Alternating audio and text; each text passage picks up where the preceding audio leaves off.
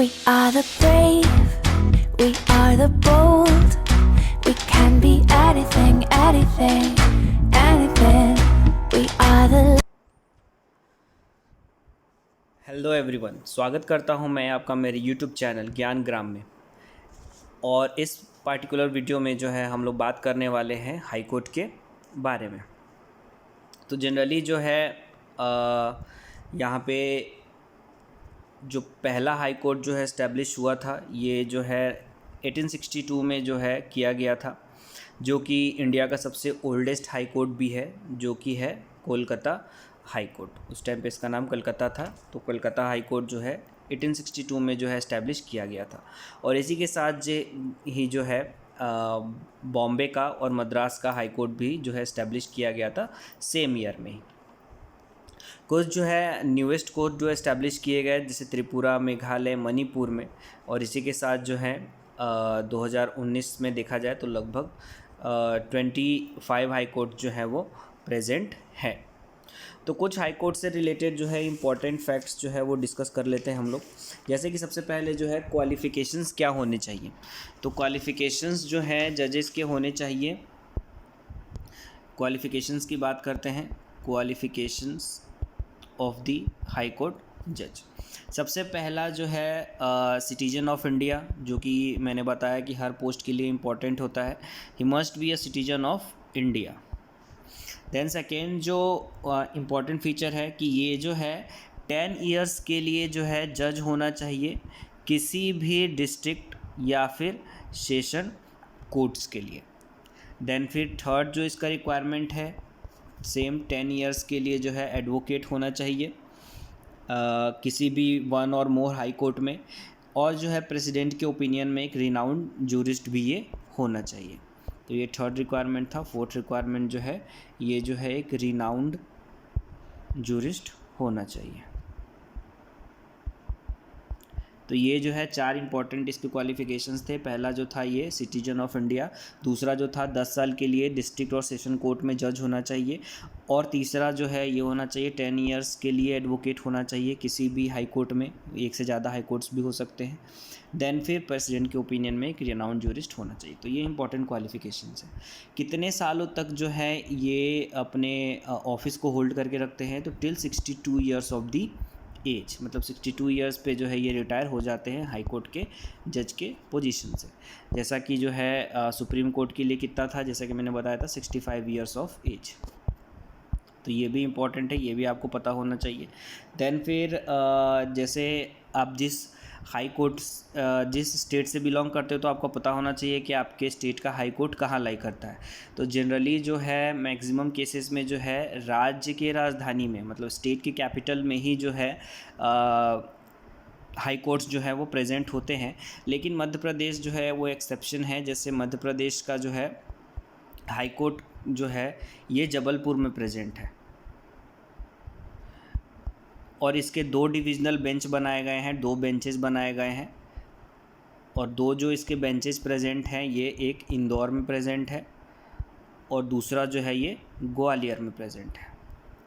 तो ये आपको पता होना चाहिए कि मेन जो इसका वो है हाई कोर्ट, ये जबलपुर में प्रेजेंट है। तो ये एक्सेप्शंस हैं, ये आपको पता होना चाहिए।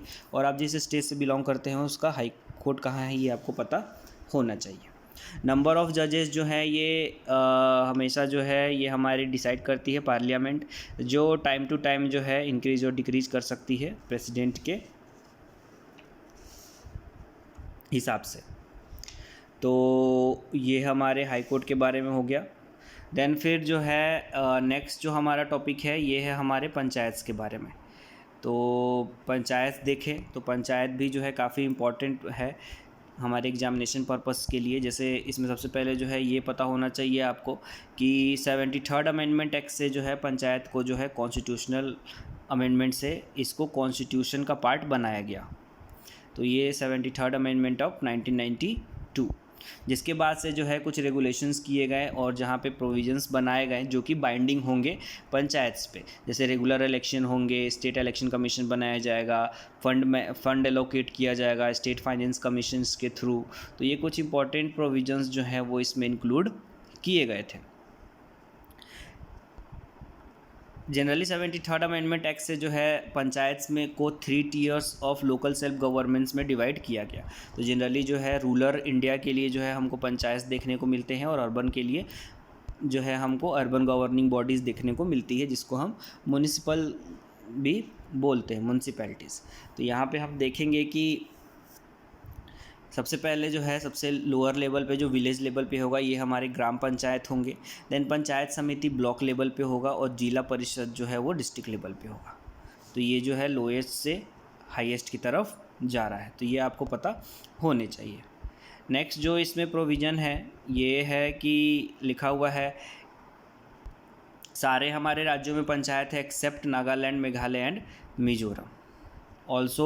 It also exist in all union territories except Delhi. सारे यूटीज़ में भी है पर दिल्ली में पंचायत नहीं है।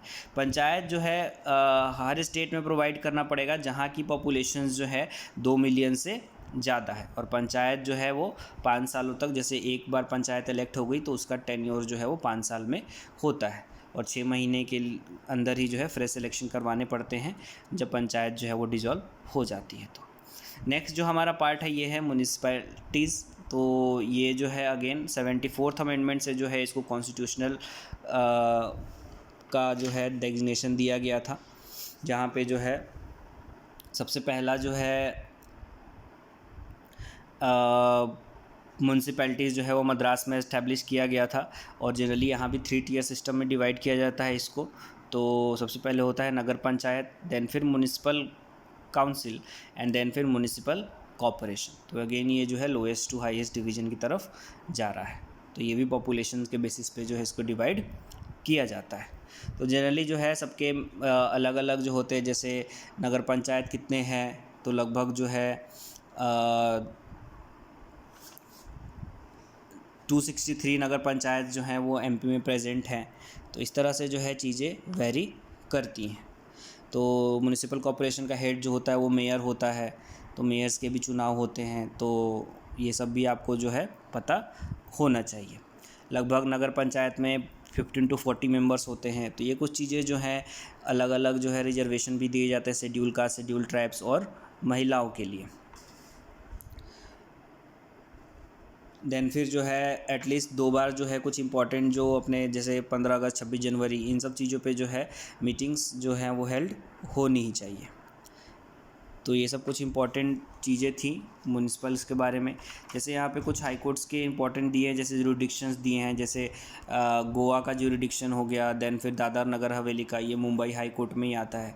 वेस्ट बंगाल और अंडमान निकोबार का ये कोलकाता में आता है। पुडुचेरी का चेन्नई में आता है। तो ये सब कुछ इंपॉर्टेंट जो है हाई कोर्ट्स कहाँ कहाँ हैं और उसके हेडक्वार्टर्स, उसकी टेरिटरी क्या क्या आती हैं। तो ये सब चीज़ें जो हैं यहाँ पे लिखी हुई हैं। जैसा कि आप 2019 में यहाँ देख सकते हैं आंध्र प्रदेश, तेलंगाना, ये सब चीज़ें भी यहाँ पे इस्टेब्लिश की गई हैं।